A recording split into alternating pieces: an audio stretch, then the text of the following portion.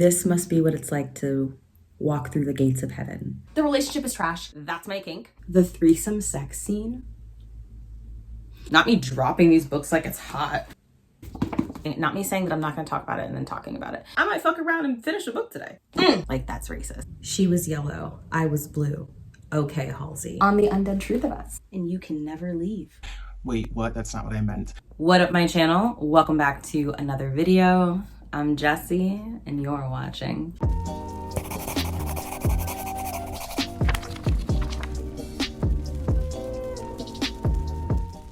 It started out a good day. I had my walkies. I accepted my treats with grace. And then, the worst thing imaginable happened. The worst thing a pup could endure. My tennis ball went missing. I searched high and low to no avail. I even appealed to the authorities, but they had no answers for me. So I prayed.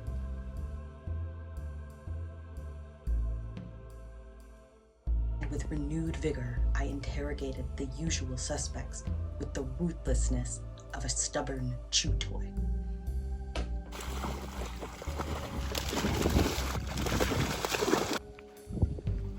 Getting no answers, my hope disappeared with the tide. Finally, I solved the mystery. I had been betrayed. Oh, you're looking for your ball? That thing was filthy. I threw it away.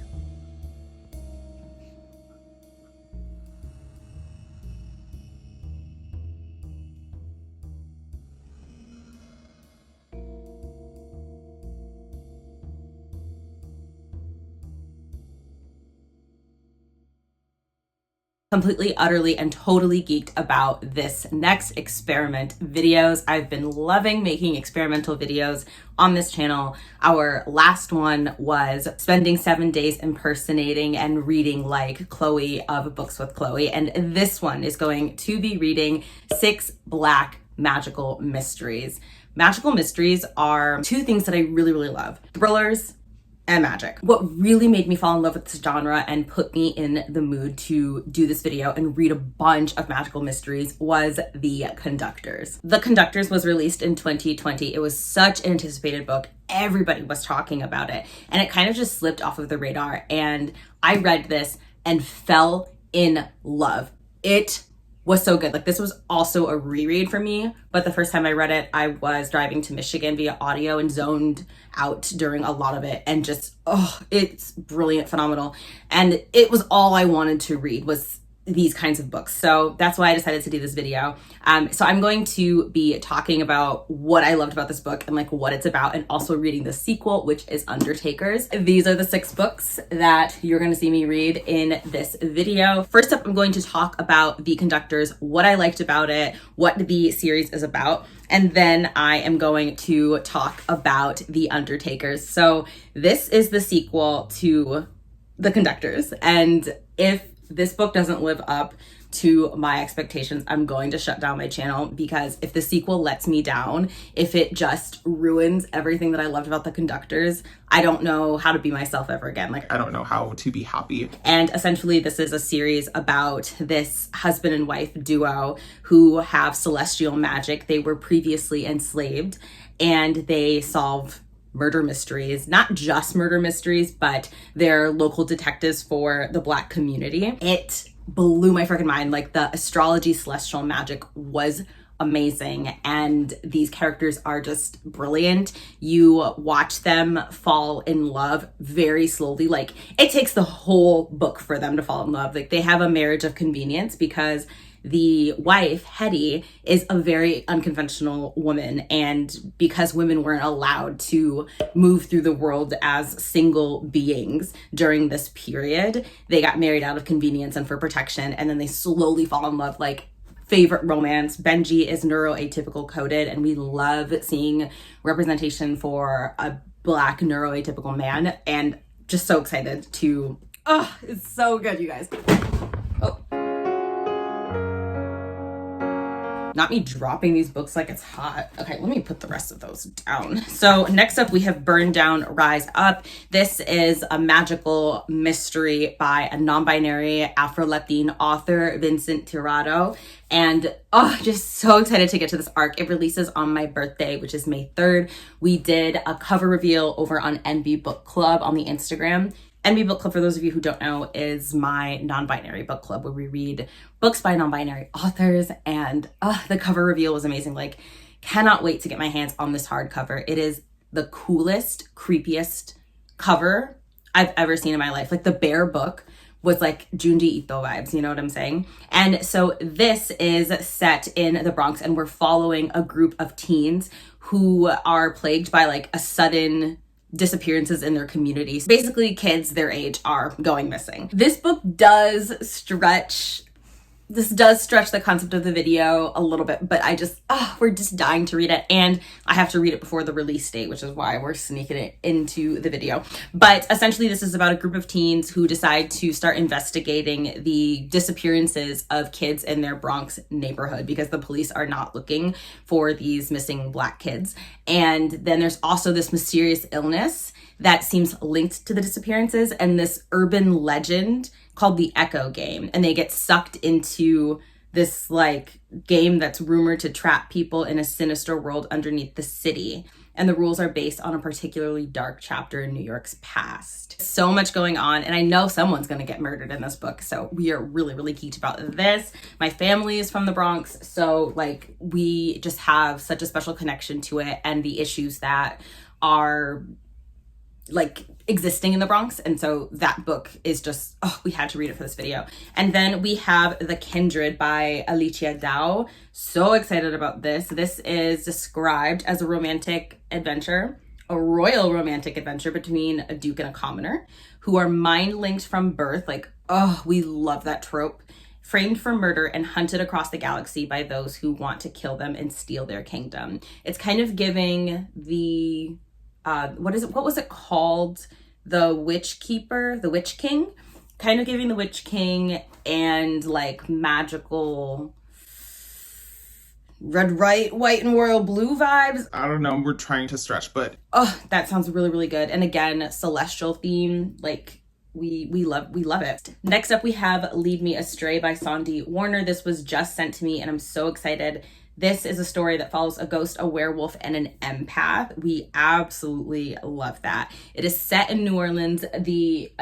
One of the other books that we're reading for this vlog is also set in New Orleans. And it is kind of a paranormal mystery. And so there's a hit and run. The main character is a hit and run victim who now exists as a ghost in a mysterious realm. And she's like convinced that there's more to death than she remembers. And so she decides to go out and solve her own murder, which is so freaking cool. It also involves a werewolf detective who's able to work both the human and occult worlds. So excited about that. Like, so excited for that realism, fantastical realism element. Then the book that I'm potentially the most excited about is The Ballad of Perilous Graves by Alex Jennings.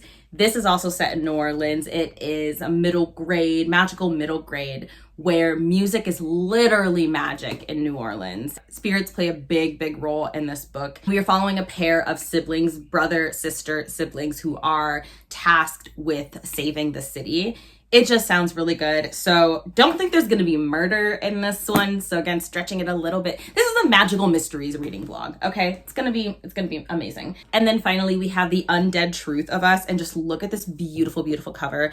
This cover is not final. This book releases on 8/22. So we're very, very geeked about it. And this is about a 17-year-old named Zari Young. That name is so pretty. Zari Young was certain her mother morphed into a zombie before her untimely death, but she can't seem to figure out why her mother died, why her aunt doesn't want her around, and why she's been seeing zombies everywhere. Pretty excited about this. If you kind of watch my Instagram stories, I think we've mentioned on Instagram that we're not a big fan of zombie stuff.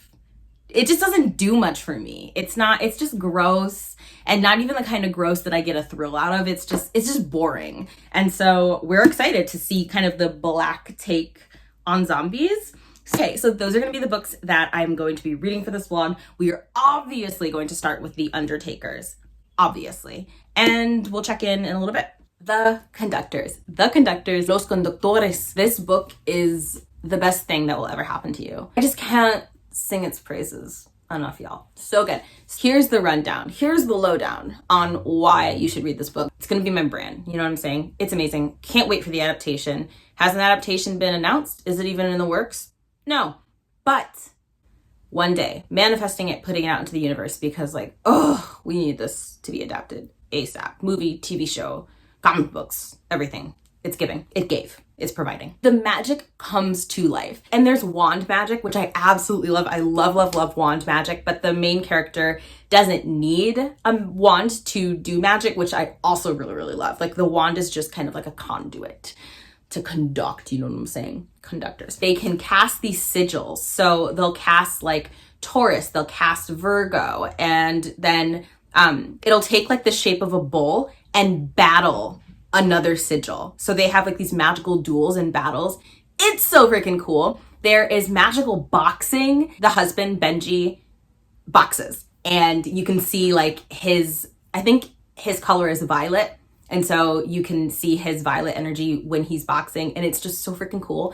And I love how intense this book is about the female-female friendships. There are so many female-female friendships in this book. They're all complex. The side characters are all fleshed out. You're interested in all of them. Like there's Penelope, who is a healer, but she also works in potions and poisons. And I think she is the one who developed like this gun, but instead of shooting bullets, like it shoots magic. So freaking cool. It's amazing. And then there's another character who is like a painter, I think. Oh my God, it just blanked. And then our main character, Henrietta, is really obsessed with fashion. And she sews magic and sews sigils into her clothing. And so all she has to do to activate her magic is just to like touch them. It's so amazing. Like, and there's different kinds of magic. There's celestial magic, which is considered the like low life magic because it's practiced by Black people. And then there's like I forget what the white people's magic is because I don't care. And there's also sorcery, which gets introduced at the end of the book. It's not a spoiler. It looks like book 2 is focusing on sorcery. It's amazing. It's so complex. It's fan-freaking-tastic. I love this book and the writing. The audiobook is read by Bonnie Turpin. Amazing. Bessie of Being a Bookworm talked about this a couple years ago. Not this book, but this theme that I'm about to mention. And it really, really resonated with me. She does like such great social commentary and reads pretty much exclusively like Black science fiction fantasy. Not exclusively, but that's pretty much all she talks about on her platform. Made this amazing comment about how she wants more books to focus on not like the end of the world, but just Black characters living in their communities, issues within their communities, but still fantastical. And that's what this book is. It's not like, oh, the world is ending kind of magic. It's like, this is an issue that's plaguing our Black community. It's still very magical and fantastical and important. And it's cool that it shows the ways that like dark magic can affect what's considered to be a small group of people. And it just feels so intimate and personal. And just the book it's really beautiful. It works in these amazing historical elements. And it's so good. It's so good. Like I just gush. Like Nicole Glover is such an amazing writer. Beautiful quotes, so gorgeous. And the slow burn relationship between Hetty and Benji. And like Benji is a babe. He is a blacksmith. I think that's the term.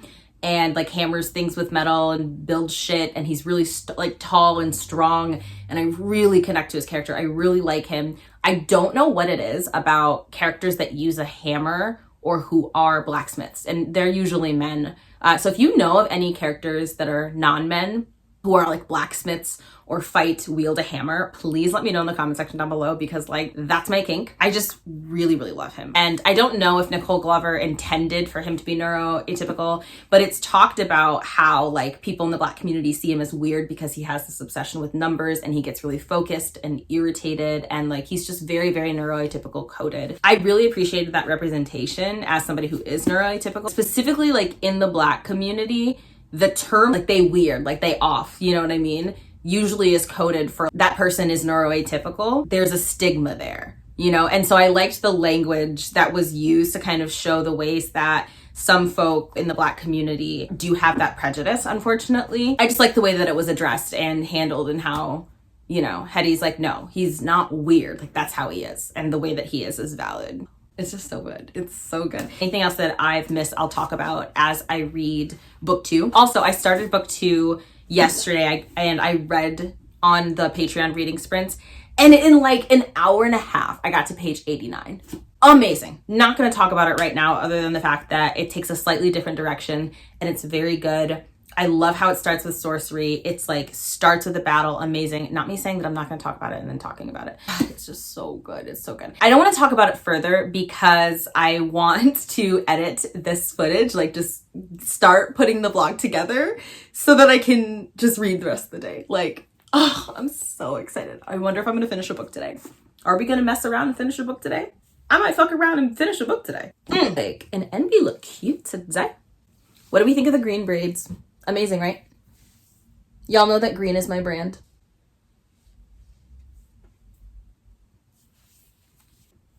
Ooh, I kind of like it like that. Okay. Is that weird? No, it's weird. But I'm weird, so. Bye.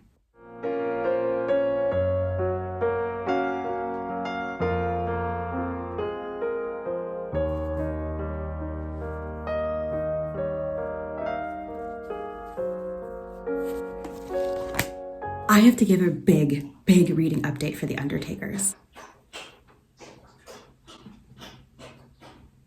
Akasha is the loudest water drinker that's ever lived.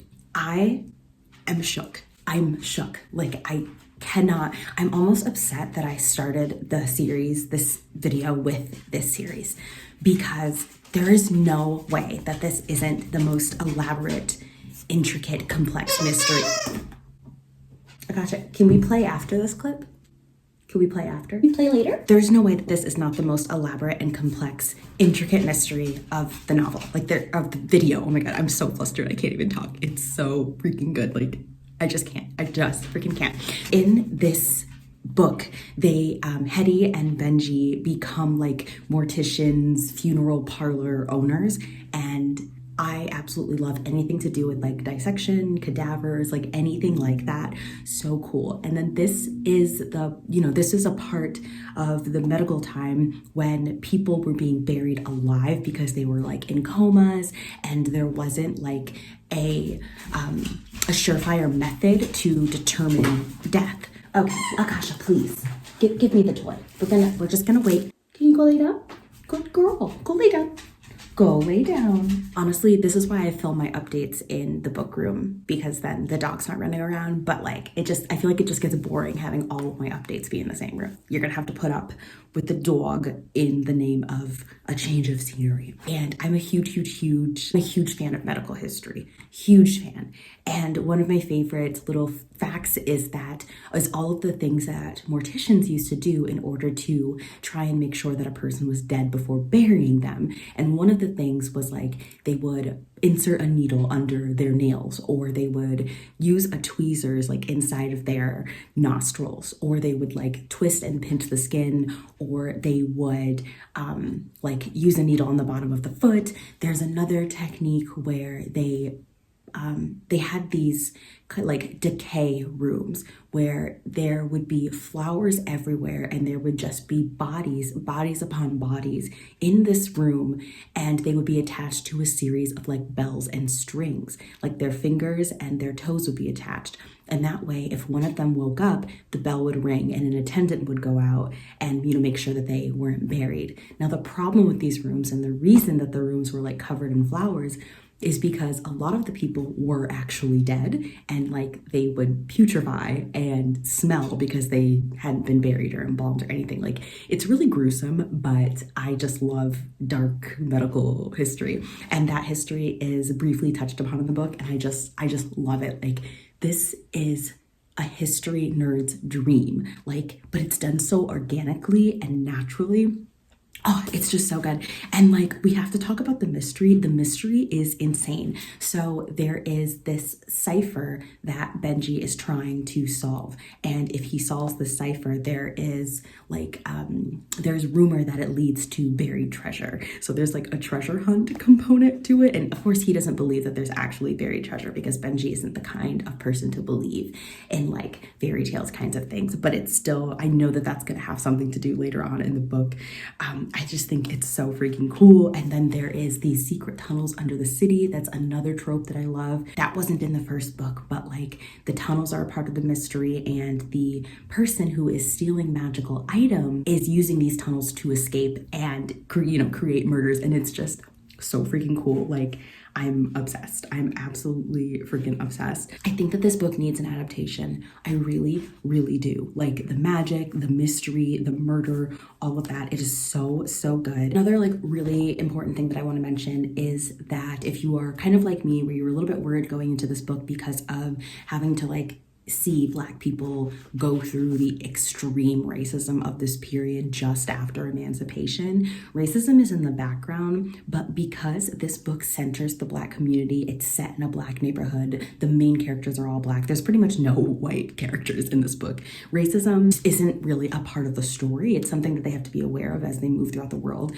But Nicole Glover did an amazing job of giving us like a really good story where Black people aren't suffering on every page, despite the fact that it's set during a time where Black folk were like really, really suffering. And the other like big thing that I want to say in this update, oh my God. So I'm gonna like kind of read this so that I don't butcher it. Black characters practice celestial magic, which white characters see as heathenry. And then white people practice a different kind of sorcery. And then there's outright sorcery, which is seen as Black magic. And Asian characters have recently been introduced, and they practice what is called the 5 pathways, which is a brand of magic that manipulates the elements of the world.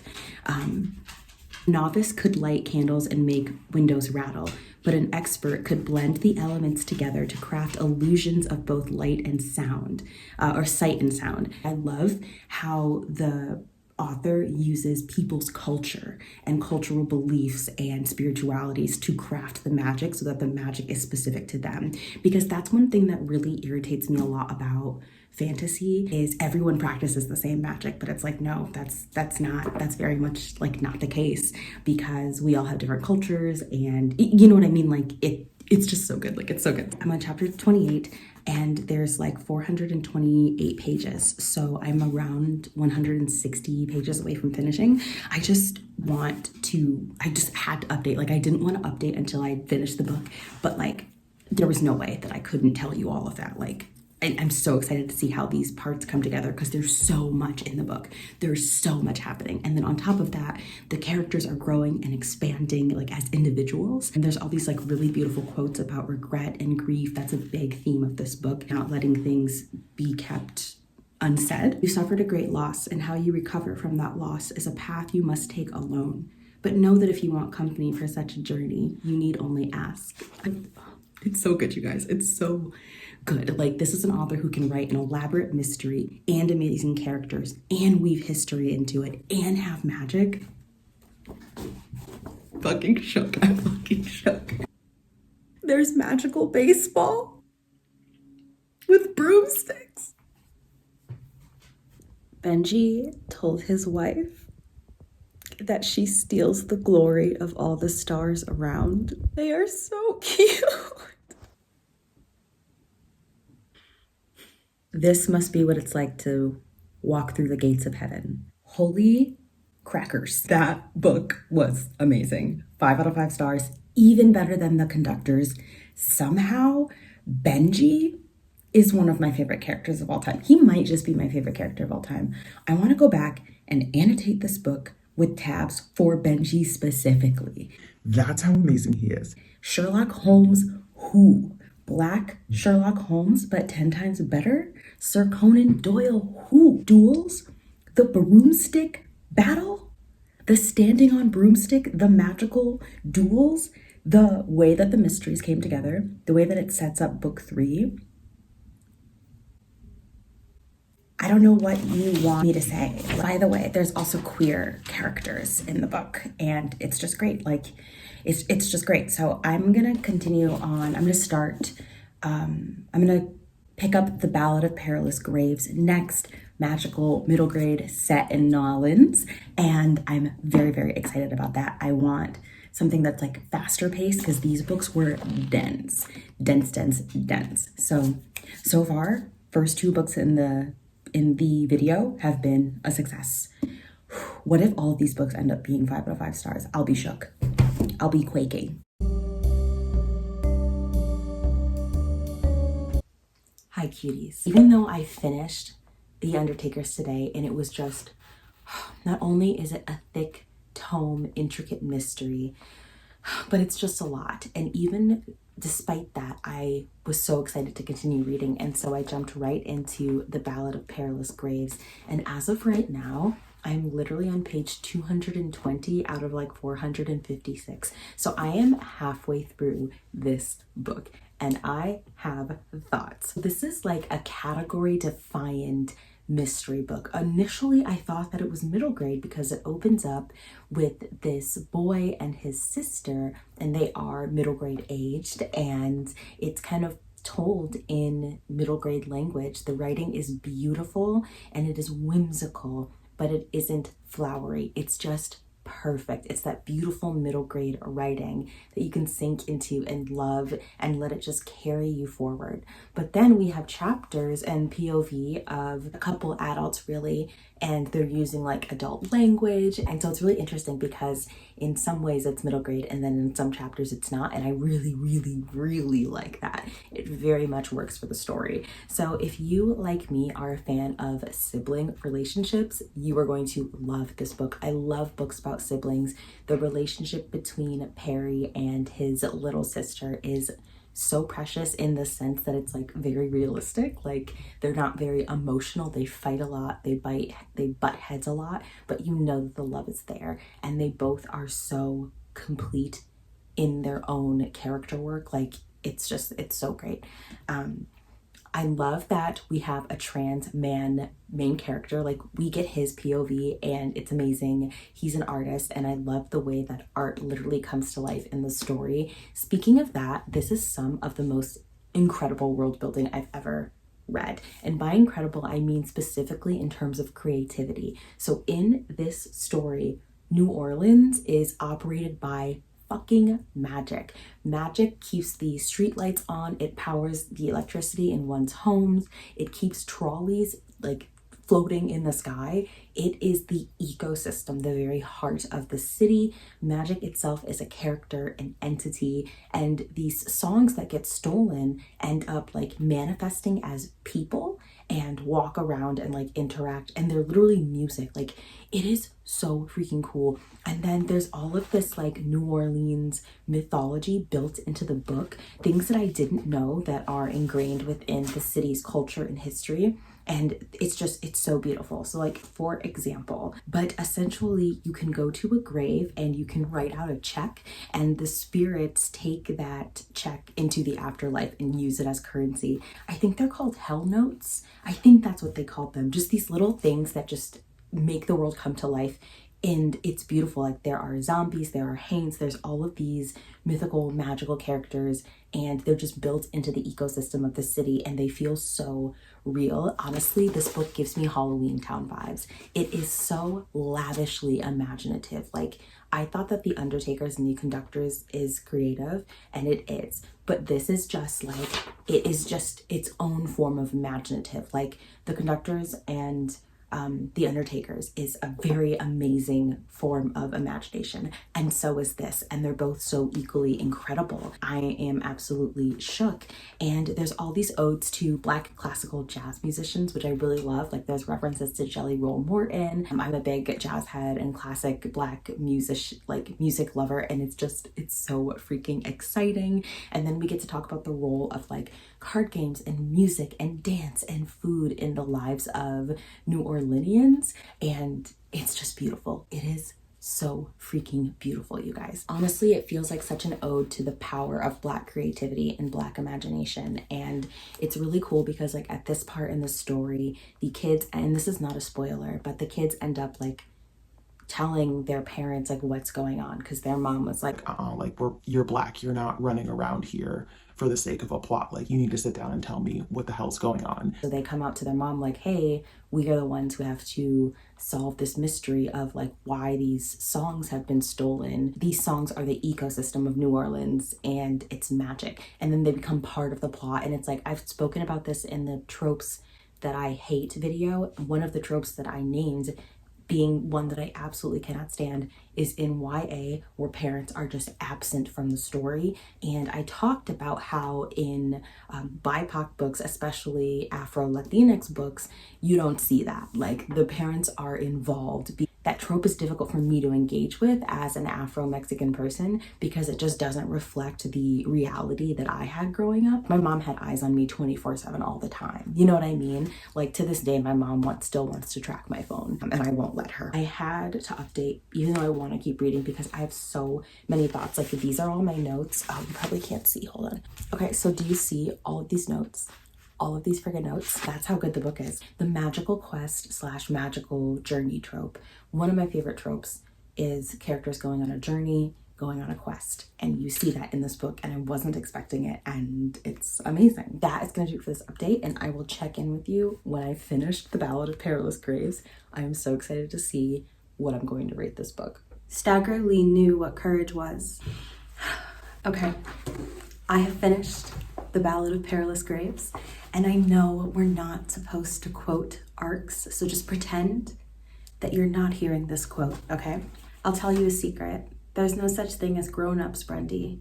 They're just old kids pretending. Staggerly knew what courage was. Courage is the ability to act despite the presence, the influence of paralyzing fear. Honestly, it makes sense after finishing this book why it is so like category defiant. It's because it is an ode to our inner child and it's about preserving that as you move into adulthood. It's about so many things. I loved this book. I thought it was so imaginative. Arguably the most imaginative book I've ever read in my life, which says a lot. The writing was gorgeous, like even more beautiful somehow than the Conductors. Definitely pre-order. This is going to be a book where if you are not Southern and Black, some things about it you might struggle with. And so definitely seek out reviews from reviewers who are Black, who, do live in the South, especially those who live in New Orleans. There's so much that can be said about this book, but I just want to tell you to pre-order it. That leads us to our next book, which is going to be Me Astray by Sandy Warner.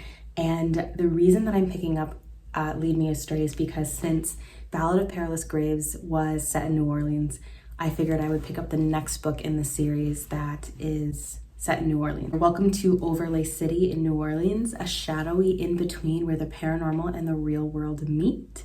And we have Ari Edison who moves there, and she was a hit and run victim and now exists as a ghost in the mysterious realm. And she's convinced there's more to her death than she remembers. And so she sets out to uncover the truth, and she finds herself in the company of Miss, a psychic empath whose need to help others trumps all else, and Zur, a werewolf detective able to work both the human and the occult worlds. And it looks like this is from a queer author who lives in Baton Rouge, Louisiana. It is published by Wattpad, and so I'm really excited to give a Wattpad book a try. And this beautiful cover, this beautiful, gorgeous hair, it's giving. And even though the font is smaller than my single brain cell, I have a feeling that this book is gonna go really, really fast. And I think a part of that is because even though the font is, like I said, smaller than my brain cell, it's the kind of font that I really, really like. And I just have a feeling I'm gonna blow through this story. And after reading 3 very dense magical murder mysteries, I am ready for something a little bit more like easy to breeze through. So we will check in later. Okay, we're gonna try and do this update before my phone dies. Me Astray is steamy. I'm flustered. I'm only on page 24, but holy shit, like 5-star prediction. I'm freaking out. Like, I cannot believe how good this video is turning out in terms of how much I'm enjoying these books. Like, the empath character is Japanese and genderqueer and potentially intersex, and they are a sex worker who also does like cam work too, and they're amazing. Like, I'm shook, like I literally have goosebumps. And then everybody's hot, and the werewolf is hot, and everybody's freaking hot, and they're all into each other, and it's giving threesome. And I'm in the writing is so simple, like fast paced. You just sink right into it, and it's delicious. Like, I am sucked into this book. Like, I cannot put this book down. I had to, just so I can give an update before my phone died, but I'm amazed. I'm really, really, really freaking excited. It just started with a bang, and the first line killed me. The first line was, "No way I was living my best life." Because same. The dialogue, the writing, the storytelling, the magic that's in it, it's so freaking cool.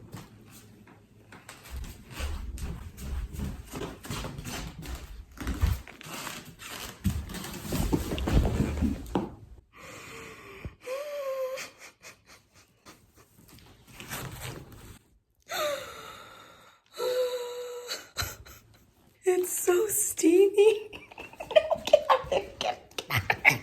So fucking spicy. Hello cuties, I am here with a reading update for Me Astray. As you can see, the book room is in shambles, not unlike my life. And that is because I am in the middle of doing a book shelf organization video. And now Akasha's in here, so you're gonna have to ignore the puppy pitter patter. Now she's chewing her butt. At least somebody's getting some action. As you saw in the, what? Whose accent was that? As y'all saw in the last clip, this book is doing things to me that I was not prepared for.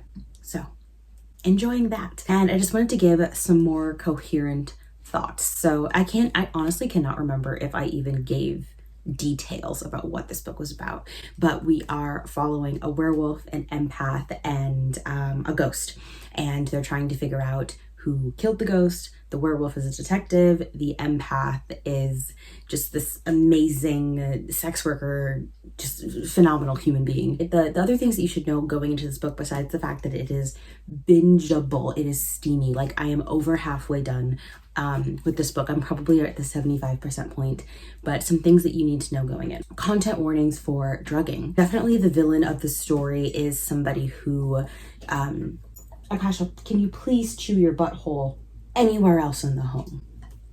Nope, she's got to do it here. The villain of the story, and this isn't a spoiler, but he drugs women. And this is not explored in the book, but you just see language surrounding it. So if that's something that's like, oh, I cannot deal with that in a book at all, don't read this. I am really enjoying all of the conversations about polyamory and how to be ethical in your polyamorous relationship.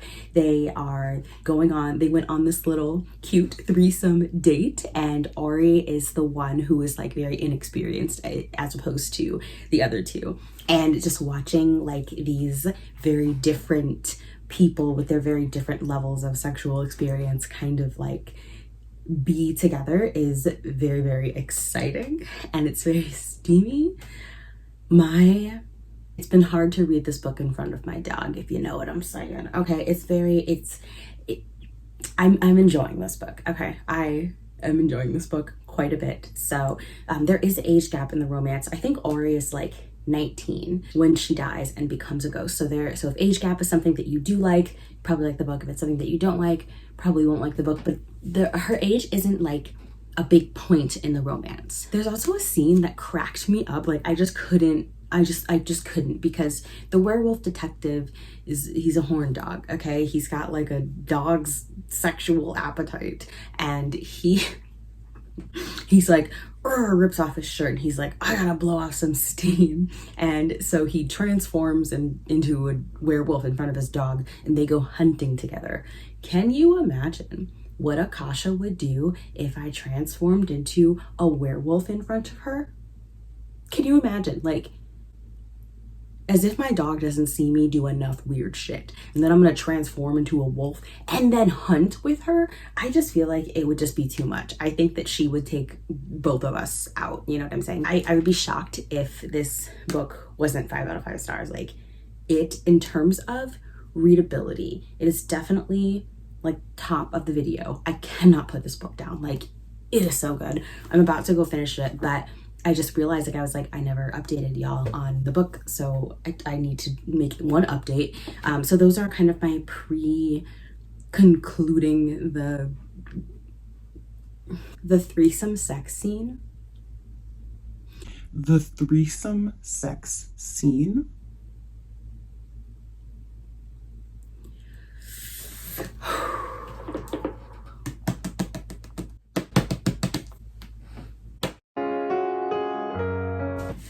Hello friends, I have concluded the book. I finished The book, why did I say that so oddly? and I'm going to talk about my thoughts as I do my skincare routines. So what I'm using to take off my sunblock, so this is like I'm using a makeup melt away cleansing balm, which I use to remove my sunblock and, you know, all like the dirt and impurities and all that fun stuff before I do my actual cleanser. So this is by Pharmacy and it costs way too much money, but it is worth it. And yeah, I just like want to talk about my final thoughts on this book because I am just so exhausted from that book, like from that reading experience, that all I want to do is just watch I Love Lucy and go to bed. Storage was full, so I don't know where I got cut off, but I honestly don't know if this is going to be a series. The way that the book ended, it ended with enough closure, wrapped up well, and it definitely left room for more. I don't know. All I know is I want more books in this series. It has to be a series. Like, I never thought I would enjoy a paranormal romance. Like, the last paranormal romance I feel like I liked was Twilight, and I was 13 years old. Astounded that I enjoyed it as much as I did. It's just so freaking good. It's so amazing, just so absolutely phenomenal. I don't even know what to do with myself. Now, as far as the mystery goes, I'm not gonna lie, y'all. I wasn't paying attention to the mystery. I didn't give one fuck about the mystery. It was all about the sex scenes and the character work and their interactions and all of that. I did not, I feel like I skipped so much of the end explanation of the mystery because I didn't care. Like, it's not that it wasn't good. I just didn't care. I'm gonna go ahead and give the mystery a great rating because I didn't care. If you wanted me to care about the mystery, you should have given me way less threesomes, way less horny werewolves, way less sexually unfulfilled ghosts, and way less sexy empaths. I'm not even gonna try and take this cat eye off on camera. I'm gonna finish my face routine, and tomorrow we're gonna hop right in to the next book. We are nearing the end of this video and I'm ready. The experiment is going really well so far. I've given all of these books 5 out of 5 stars. Conductors, The Undertakers, The Ballad of Perilous Graves, and Me Astray. So that's 4 books. We've got 3 books left. Let's see how we're gonna rate them. Hello cuties, it is a new dawn. It is a new day. Akasha is coming back into the room as she always does when she hears me begin to film. I want to give an update for the quarter storm. Okay, so ignore the disarray. I am in the process of a bookshelf organization video and I'm very, very excited. So it's like mad scientist. I'm organizing things by stacks and it's madness. But I am currently, I want to say about halfway through the quarter storm. I couldn't sleep last night and so I started this. And then I read it until 6 in the morning, fell asleep, woke up at 10, and now we're down to clown. And I got pretty far. So basically, this is a story of a Haitian American voodoo priestess named Reina. She is a mambo and she runs a healing practice and she is unique because she comes from a line of individuals who are gifted with water magic. And essentially, when one of her own community is accused of using their craft to murder, the police kind of use it as an excuse to harass and stalk the members of her faith. She sets out to clear this woman's name and to figure out what actually happened, who killed this person. And it was like a ritual killing, okay? Like, there were body parts, shit was severed, blood was on the wall, like it was a whole situation. That dude had a horrible day. Like, he is gonna be amazing at yoga because he is the most flexible motherfucker in the world now. You know what I'm saying? Like, he is disjointed. I enjoyed that brief little bit of horror, and right away I was like, oh my God, this writing is so gorgeous. I would love to read the first paragraph because it is so wowing, but unfortunately this is an arc, so I can't read the first paragraph to you because we're not allowed to quote arcs. Very fast-paced, and it's very kind of like almost stream of consciousness. That really gorgeous, like flowery, introspective writing kind of disappeared so that we could focus more on like the mystery, and that's totally fine. It's a mystery novel, so it was kind of like a hook. I love that I'm learning so much about voodoo sans. I'm probably pronouncing that wrong. I have to look up pronunciation later, but the French Quarter, New Orleans setting, the kind of like communal atmosphere, the dialogue about having a faith that people of traditional religions don't recognize. She's got this like on again, off again relationship with this trash boy. He's a cop, and their relationship makes no fucking sense to me. It makes no fucking sense to me. So he's a police officer, which is not the issue. The issue is that he regularly, routinely harasses people of her faith, and like they broke up because they couldn't put aside their religious and spiritual beliefs or differences in order to coexist. But it wasn't that they couldn't. It was like he couldn't. Every single moment that he could, he would like say that members of her order were like demons and just really shitty. We've all dated and been in love with people that we probably shouldn't have dated and been in love with. I understand having a toxic partner relationship and kind of not being able to let go of that. That makes total sense. What I don't understand is how they fell in love in the first place. It just doesn't make sense to me personally. So I don't buy the romance. And also they have zero chemistry. They have zero chemistry. Like, the romance could go. That's all I'm gonna say for this update. I'm going to get some food, walk the dog, and I'm gonna check in with y'all later. The romance literally took years off of my life. I'm not even gonna talk about that anymore. So this trash ass man, I think I cannot with the romance. Like, I think that the romance just should not have been in the book. I was willing to be like, oh, okay, like, yeah, we've all dated people we shouldn't date. No, now we're done. So there's a freaking scene in this book where he threatens to beat up a young woman, a young Black woman. He's like, I'm gonna whoop your ass and I'm gonna bury you in a ditch and no one's gonna go looking for you because you're a street urchin. And she's like, okay guys, we all said things we didn't mean. He's like literally a corrupt police officer, like literally corrupt. Like, she talks about how he's corrupt, and she never once uses that as a reason, like even acknowledges that as a reason as to why they shouldn't be together. Never once. Like, there's never, I agree, Akasha, it's fucked. There's never any dialogue about, it's trash. The relationship is trash. I didn't care about the mystery. It's not that it wasn't good and well thought out. It just didn't interest me. What really interested me about this book is the spiritual realism. So our protagonist Reina has a spirit that lives inside of her and guides her. Akasha, you got him. He's dead. You got him, puppy. Thank you. And the dialogue between the two of them, not literal dialogue, but seeing like how the spirit guides her, and that spiritual element honestly was 5 stars. Like, that was my favorite thing about the book by far. Just phenomenal. So I'm gonna give this book 4 stars. Maybe a 3.5. 4. I'm gonna give it a 4. This is the first 4-star book of the vlog. Holy shit. The next book that we have here is The Undead Truth of Us by Brittany S. Lewis. This is one of my anticipated releases, and I'm very, very, very excited about this. It is about a 16-year-old girl named Zari Young who is certain that her mother morphed into a zombie before she died, and she's trying to figure out why.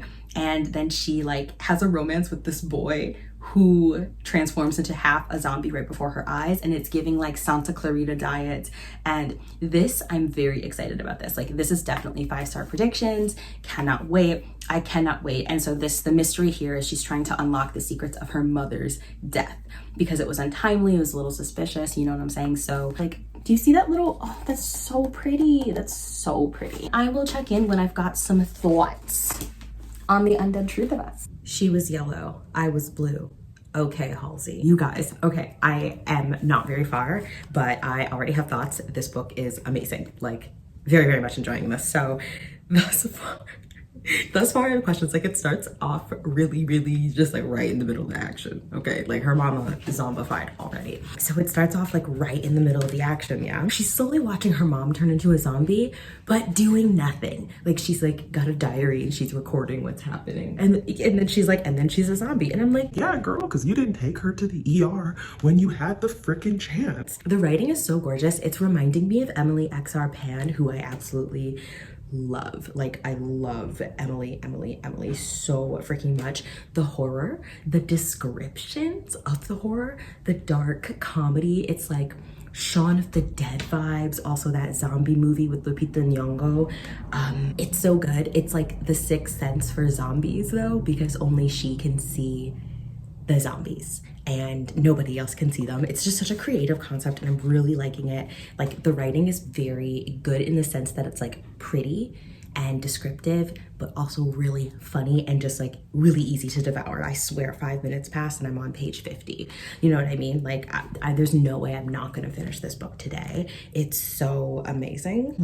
It's amazing. The only thing that I'm not it's not even something that I'm not liking. There was a freaking line in here that had me be what the actual hell? She called the goosebumps the goosies, and I just hated that. I hated everything about that. Have y'all ever heard of someone calling the goosebumps the goosies? First of all, I would kick that person out of the window. That's gonna be the update. I swear to God, this is gonna be my only update for this book because it's so good. Oh, also the love interest is Afro-Asian. We love to see it. We absolutely love it. And it's really good. I like her. She has a dance background and her characterization is already really, really good, 50 pages in. And you can definitely tell that she's struggling with grief and trying to adjust to all of the new change. She's had to move in with her aunt. Her aunt doesn't seem to give a shit about her. And on top of all that, there's all this zombie shit going on. And so part of me is okay, is this in her head? Is it actually happening? Is this psychologically induced? Is it a side effect of her medication? What is going on here? And all of it, I'm just really good. There's so many little things about this book that I'm enjoying and I want to read you quotes, but it's an arc, so I can't, and it's really frustrating. I know I said I wasn't going to talk a lot, and here I am, and here I go. Don't mind the madness in the process of book room organization. So I have a theory.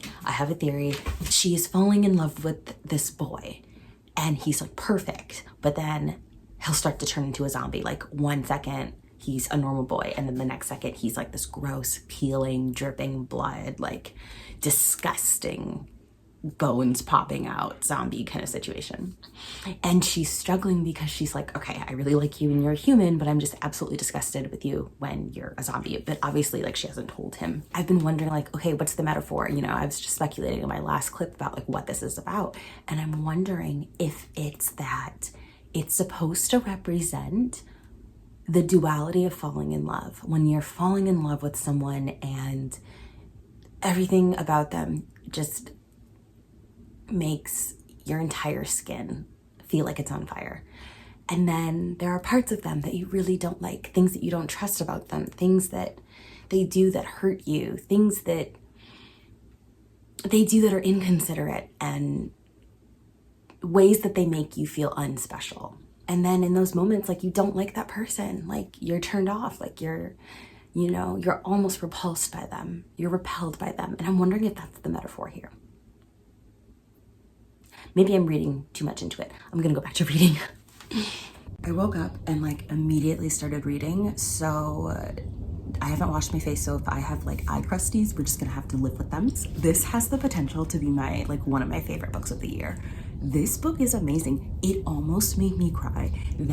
Okay, the rain has stopped, but I was reading this scene and it was so emotionally tender. It was so tender, and in the scene it was raining, and it was raining here, and I almost cried. Like,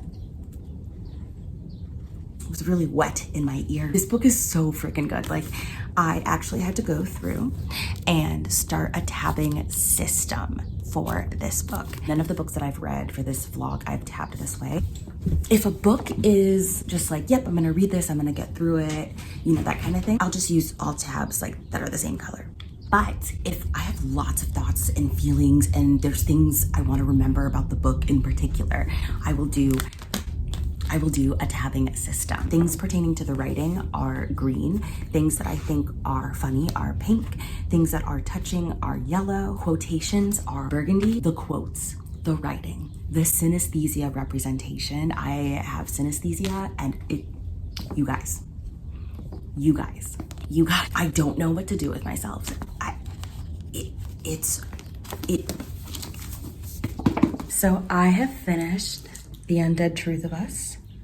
Definitely not a magical murder mystery, but easily 5 out of 5 stars. One of my new favorite books of all time. It's phenomenal. It will make you cry. It will make you sob. It's so beautiful. I just cannot recommend this book enough. So like, please pre-order it. There is like a mystery surrounding her mother's death. So, but she definitely, like, it wasn't a murder situation. It just was sketchy. So good. And I've already started the next book, which I've chosen to go with the Kindred. And I don't know how to say this author's name. Is it Alicia Dow or Alicia? I'm getting ready to film a big unboxing. So the house is kind of wild. Trying to figure out where I'm gonna film because it's overcast and I'm organizing the book room right now. So I don't wanna film in there. But look at all of these boxes, you guys. Huge unboxing. So if this video is up after that one goes up, which it probably will be, I'll leave the link down below if you want to see. But I've started the Kindred. I'm not sure where my copy is right now. I'm on page 25 and I'm so very much enjoying it. I'm not going to give too much of an update right now because I have to film my unboxing, but it is this very cool space fantasy, which is a trope that I very much enjoy. And one of the main characters is a duke who gets accused of murdering a member of his family in order to rise to the throne. And what I'm enjoying so far is the mental connection that he has with his best friend in this kingdom. Because they have so many issues with class, they came up with technology where they would pair a member from the upper class with a member of the lower class, and they would form this mental connection, this psychic connection where they could interact. But in cases with with our protagonist, who is a prince, he's kind of not allowed to marry his connection because it's marrying down. It's just very cool. Like I said, I'm only on page 25, but it's very grandiose, very lavish and intense of a setting, and you really feel the wealth and there's angst, and I'm just excited to get more into the story. I'm enjoying it so far.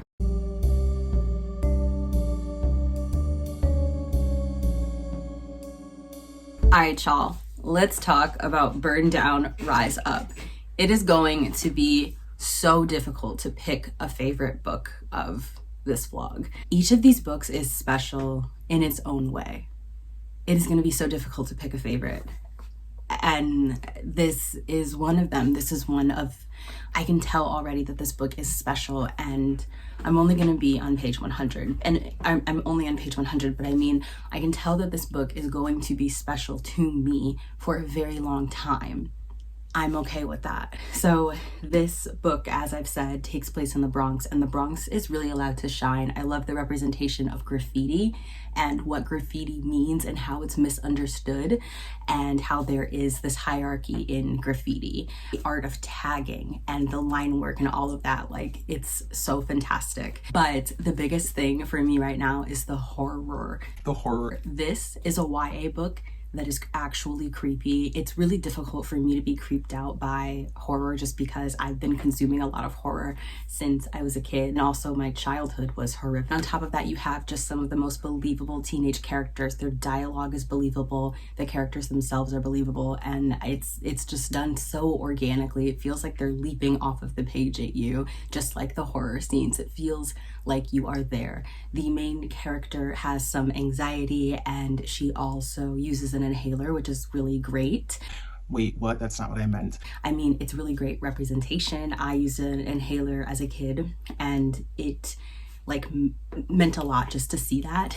And also, I kind of speculate, because I've spoken about this so many times, about the impact of race on environmentalism, with How Beautiful We Were and Goliath. Those are both Black works that explore how pollution impacts Black communities specifically and causes disabilities and illness, essentially. And so I'm wondering if that's where the asthma commentary is going, because kids in Black neighborhoods are significantly more likely to have asthma in particular because of race-centric pollution.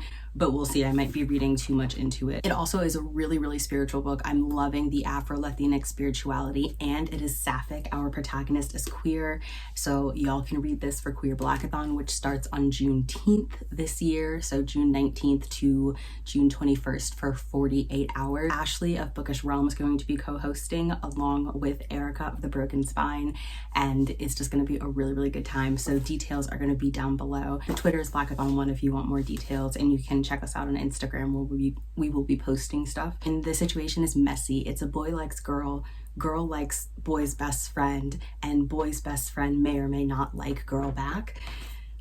But we have to talk about some of the shit these kids are doing. So they play what's called the Echo Game, and what the Echo Game is you go into the subway at 3 a.m., which You're already canceled. I'm already out. Jesse is not playing.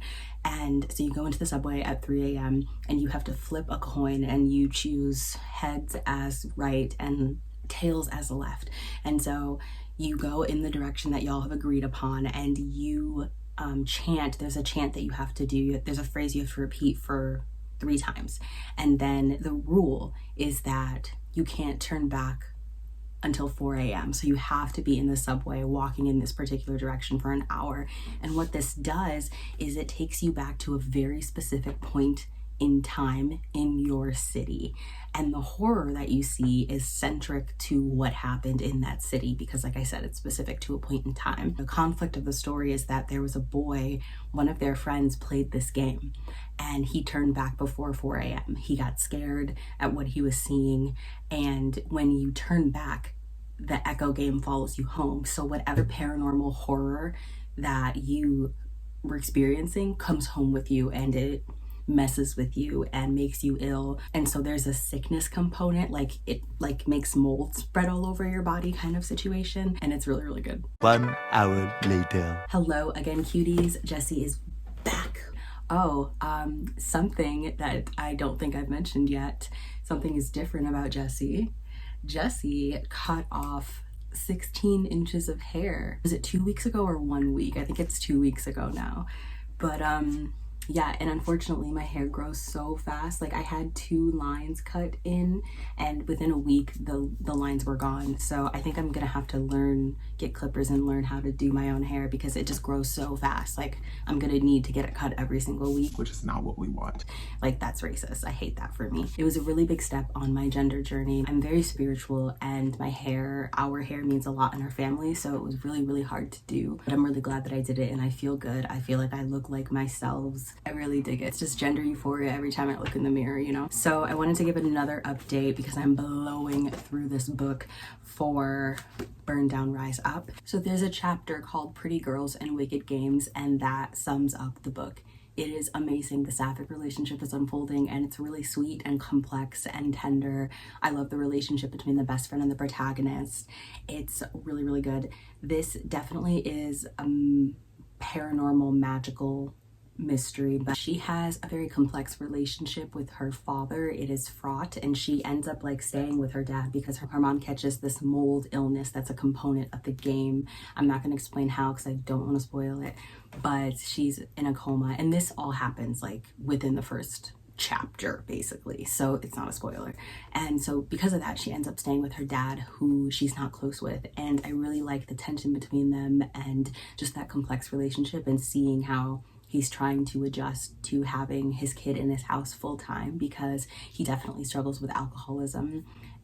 But on the flip side, he's very spiritual, and he's giving her spiritual guidance that is helping her and her friends along this journey, which that component is so important. As some of you may know, I am writing a YA spiritual realism novel, and I talk about that a lot on my Patreon. I'm only talking about it with my patrons at this point, but to see that reflected in another YA novel means so much, especially in a horror book, because our spirituality can be represented in any of the genres that we write in. I love that it talks about how missing Black kids are automatically seen as runaways, and how this of course endangers the lives of Black kids. Part of the reason why they systematically are not searched for, are significantly less likely to be searched for when they go missing as opposed to white kids.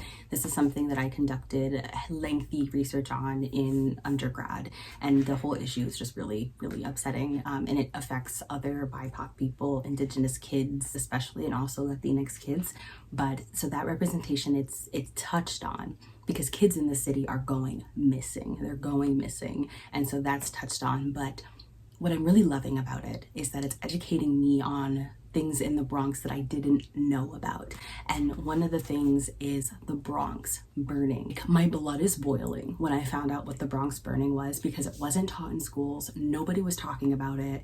And essentially what happened was, for 10 years, landlords and the people who owned, like the companies owning certain buildings, were setting buildings on fire in the South Bronx, all over the Bronx, but in the South Bronx especially, killing residents and collecting insurance money for 10 years. And so residents in the Bronx were breathing ash, dying of all these health complications. Kids were losing their parents, mass homelessness, which has had a significant ripple effect throughout the Bronx as a whole for many years. It just was a really traumatic period. And after reading about this, my blood was boiling. I called my mom, and I'm waiting to hear back from my dad and my grandpa and my grandma, because I want to speak to them about it too. And my mom was like, yeah, like, you know, that happened, you know, like that was around when I was growing up, and it was horrible. And she told me that that happened to her as a kid, that her landlord set the building that she lived in on fire and also robbed them. And he like robbed a bunch of residents in the building and then set the building on fire. And I was just like, what the fuck? Like, why? Like, did y'all get compensation? No, nobody, like, Bronx residents didn't get compensation for this. It wasn't even swept under the rug. Nobody cared. Nobody cared about what was happening to these Afro-Latin people whose lives were being destroyed. They had nowhere to go. And it was just so upsetting. And sometimes, and what I love about the book is like the main character finds out about this and is pissed. She's pissed and she's hurt. And what I loved about this is that sometimes in literature, when we talk about really unfortunate things that happened in the past, because we are such a traumatized and desensitized society, we as readers are like, yeah, that sucks. But you really feel what those people went through, and that's a component, that's part of the horror component in this book. And I think that's where the get out element comes in. It makes me so upset, like, and I could talk more about it, but it's like the reason why I can never live in New York City, even though I really, really wanted to move back. I'm just so angry about a lot of the things that my family has gone through while living there. And eventually, like, my grandparents were pushed out of their apartment that they'd lived in for 40 years because of gentrification. Like, that happened 2 years ago. Over 40 years, you know. It's like the apartment where my parents met and like fell in love, and it got raised and a high rise was put up and all the residents were kicked out. Like, these things still happen, and it's infuriating. It's not like, oh, that's unfortunate. It's like you're destroying communities.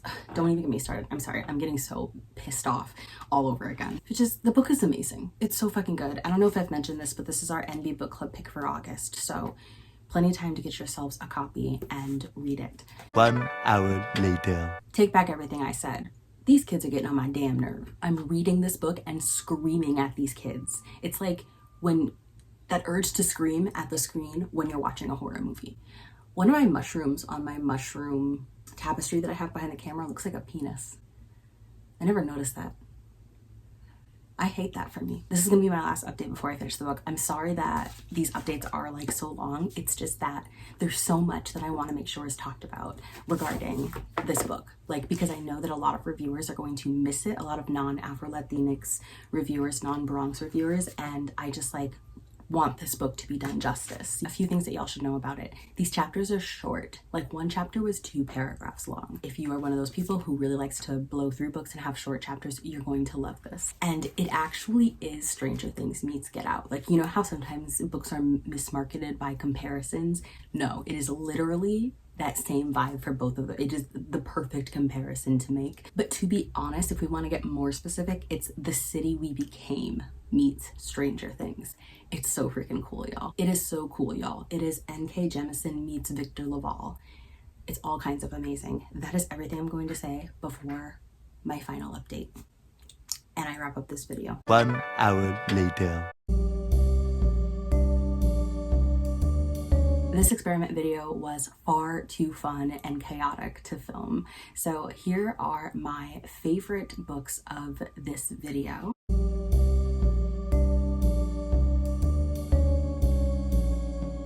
Here are the books that I think had the strongest, most complex mysteries.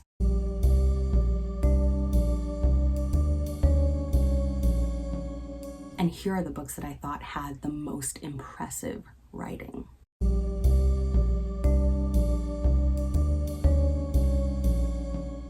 That's gonna do it for this video. If you want to watch my last experiment video, which is spending 7 days impersonating Chloe as Books with Chloe, that is in the description box below. Let me know. I would love to make this a series where I explore a very specific type of book for an entire video. So why don't you leave overly specific book subgenres and kind of bookish themes in the comment section down below. I don't know what to call that because it's not a subgenre. Like, magical murder mysteries isn't a subgenre. What would I call that? Also leave suggestions on what I should title this series because I have no fucking idea. So if you want more content from me, I do have a Patreon and I'll leave details about that at the end of the video on the screen. Thanks again for watching a Bow Ties and Books production. There's Akasha. I hit her with the book. I'm sorry. Oh no, not abuse. Not abuse. And on camera? No, no, that's not me. I would never. I would never. I would never. Who's a good girl? Who's a good girl? Who's a good girl? Boop, boop, boop, boop, boop. You love me and you can never leave. Boop.